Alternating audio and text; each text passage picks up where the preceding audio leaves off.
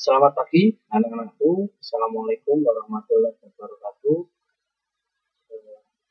Sampai ketemu lagi untuk materi kita atau mata pelajaran kita, yaitu adalah sejarah Indonesia khususnya kelas 10. Bagaimana kabar kalian untuk saat ini? Saya harapkan senantiasa untuk selalu menjaga kesehatan, kebersihan, apalagi kita masih menghadapi pandemi COVID-19, apalagi untuk saat ini khususnya di wilayah Kabupaten Nganjuk masih belum juga kondusif, sehingga kita belum diperbolehkan untuk masuk ke mata pelajaran atau secara tatap muka. Namun itu bukan menjadi halangan, bukan menjadi suatu masalah. Karena apa? Untuk belajar tidak harus ada gurunya, selalu didampingi gurunya, karena untuk saat ini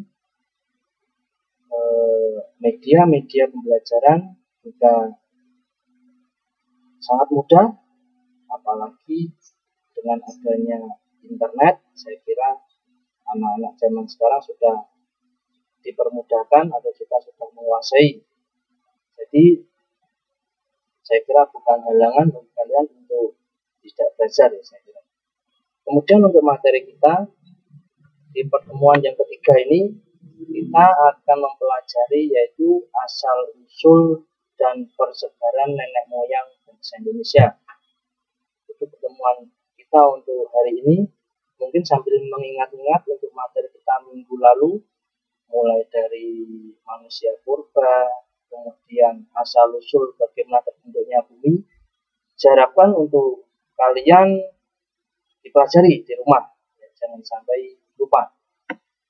Jadi untuk teman kita, fokus kita hari ini adalah kita mempelajari asal usul dan persebaran nenek moyang bangsa Indonesia. Untuk teori asal usul nenek moyang bangsa Indonesia, itu antara lain ada teori Yunan, kemudian teori Nusantara, teori out of Africa, kemudian juga teori out of Taiwan. Untuk lebih jelasnya, mari kita simak materi kita. Yang pertama adalah teori Yunan. Untuk teori Yunan, ini mengatakan bahwa asal-usul nenek moyang bangsa Indonesia itu berasal dari Yunan Cina atau Yunan Tiongkok. Teori ini didukung oleh Muhammad Yamin.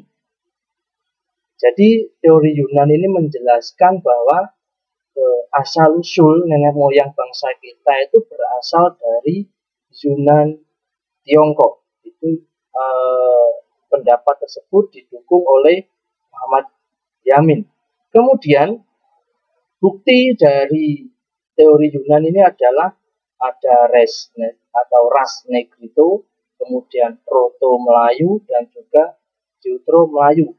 Nanti terbagi menjadi 3. Jadi perpindahan penduduk Yunan ke Nusantara atau ke Indonesia itu melalui 3 periode, yaitu periode Negrito, kemudian Proto Melayu dan juga Jutro Melayu. Untuk yang pertama yaitu adalah orang Negrito. Jadi untuk ras Negrito ini diperkirakan masuk ke Kepulauan Indonesia sejak 1000 tahun sebelum Masehi. Mendengar kata Negrito, saya kira kalian sudah tidak asing lagi. Negrito atau orang-orang Negro, orang-orang yang mempunyai ciri fisik yaitu berupa apa? Warna kulitnya hitam. Itu adalah ciri yang sangat-sangat mudah kita jumpai, ya.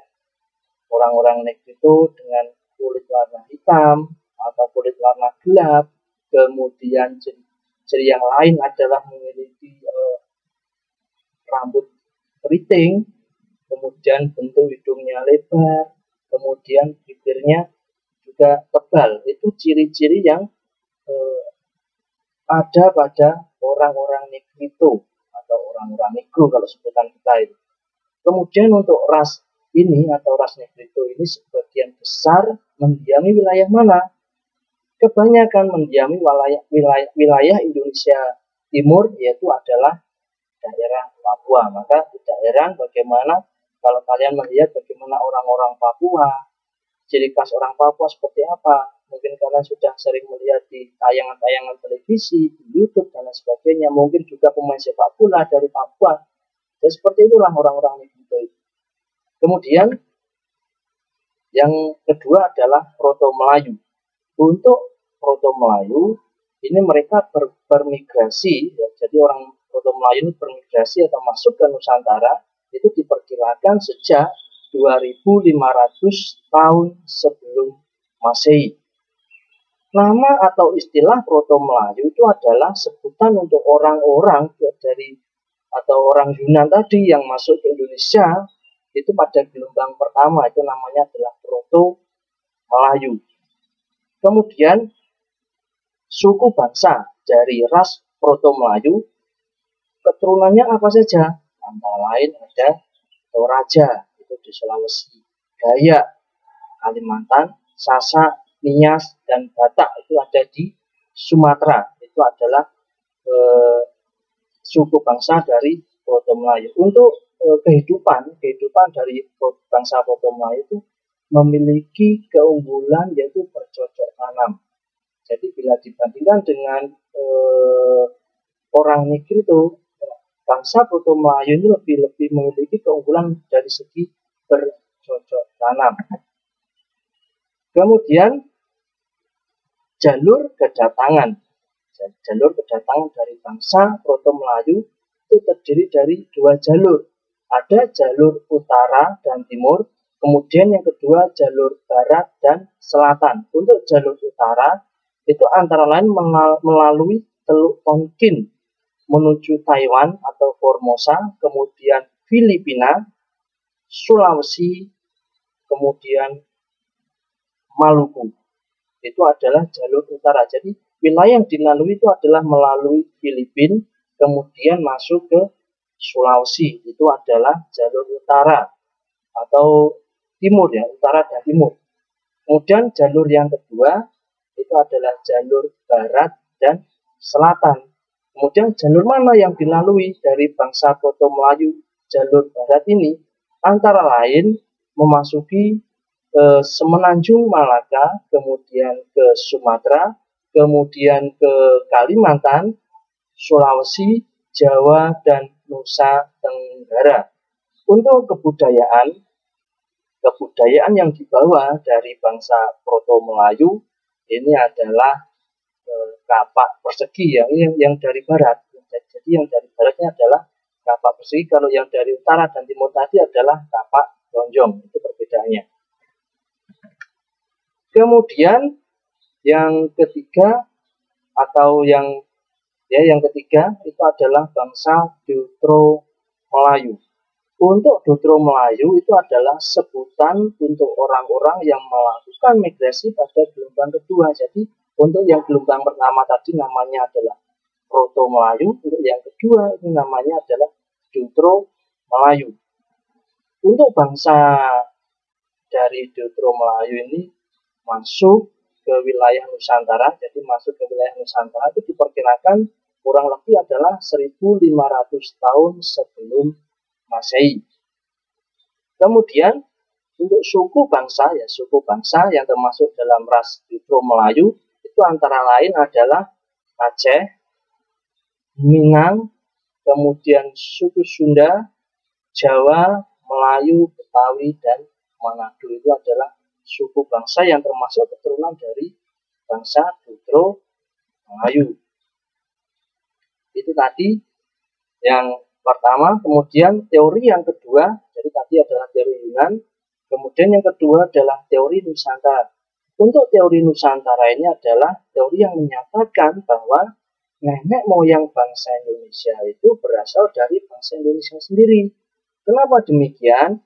Kalau kita mengamati dari beberapa materi kita minggu lalu, yaitu temuan-temuan fosil-fosil nenek moyang atau fosil-fosil manusia purba, itu kebanyakan banyak sekali ditemukan di wilayah Indonesia. Jadi ini yang menjadi dasar adanya dari teori Nusantara. Untuk teori Nusantara ini dikemukakan oleh Muhammad Yamin, kemudian Boris Gera, dan J. Crawford. Itu adalah pendapat atau tokoh-tokoh yang menyebutkan atau mendukung dari adanya teori Nusantara. Kemudian yang ketiga itu adalah teori out of Africa. Teori yang mengatakan bahwa sebenarnya nenek moyang bangsa Indonesia itu berasal dari daratan Afrika. Kemudian diperkirakan bangsa Afrika datang ke Pulau Indonesia, ke Pulau Nusantara itu adalah 200.000 tahun sebelum Masehi. Ini kalau kita kaitkan dengan teori Yunan, tadi teori Negrito, itu sebenarnya orang-orang Negrito itu lebih pertama kali datang ke Indonesia itu ada sebenarnya orang-orang Negrito. Jadi diperkirakan orang-orang Negrito atau orang-orang Afrika itu sudah ada di Nusantara, itu adalah 200.000 tahun sebelum Masehi. Jadi jauh sebelum orang-orang itu tadi yang saya mengatakan 1000 tahun sebelum Masehi. Jadi sebenarnya ini hampir sama dengan teori Negrito tadi atau orang Negrito tadi untuk teori out of Africa. Kemudian yang keempat ini adalah teori out of Taiwan atau nenek moyang bangsa Indonesia itu berasal dari Formosa atau Taiwan. Kenapa? Untuk pendapat ini mengatakan bahwa orang-orang atau nenek moyang bangsa Indonesia itu berasal dari Taiwan, karena menurut dari Truman Simanjuntak terdapat kesamaan rumpun bahasa, yaitu bahasa Austronesia itu yang terdapat di Taiwan dengan yang terdapat di Indonesia. Jadi rumpunnya itu adalah rumpun bahasa Austronesia. Jadi teori ini didukung oleh Harry Truman Simanjuntak. Demikian pertemuan kita untuk hari ini. Jadi cukup singkat untuk materi kita pertemuan ketiga ini. Kita hanya mempelajari bagaimana teori masuknya atau asal usul dari nenek moyang bangsa Indonesia. Tadi yang pertama ada teori Yunan, ya kan? Teori Yunan tadi ada orang Negrito, kemudian Proto Melayu, kemudian Jutro Melayu. Kemudian yang kedua ada teori Nusantara yang tadi pendapat yang mengatakan bahwa nenek moyang bangsa Indonesia itu berasal dari Indonesia itu sendiri. Teori Nusantara. Kemudian yang ketiga ada teori out of Africa tadi bahwa orang-orang Afrika itu adalah orang yang pertama yang masuk ke Indonesia atau ke Nusantara itu adalah pada 200.000 tahun sebelum Masehi. Kemudian yang keempat atau yang terakhir itu adalah teori out of Taiwan. Itu mengatakan bahwa rumpun bahasa di Taiwan dengan di Nusantara itu memiliki kesamaan, yaitu rumpun bahasa Austronesia. Jadi demikian pertemuan kita untuk minggu ini. Untuk pertemuan kita selanjutnya silahkan kalian pelajari, yaitu corak kehidupan manusia purba. Demikian pertemuan kita untuk hari ini. Saya akhiri, selamat pagi. Assalamualaikum warahmatullahi wabarakatuh.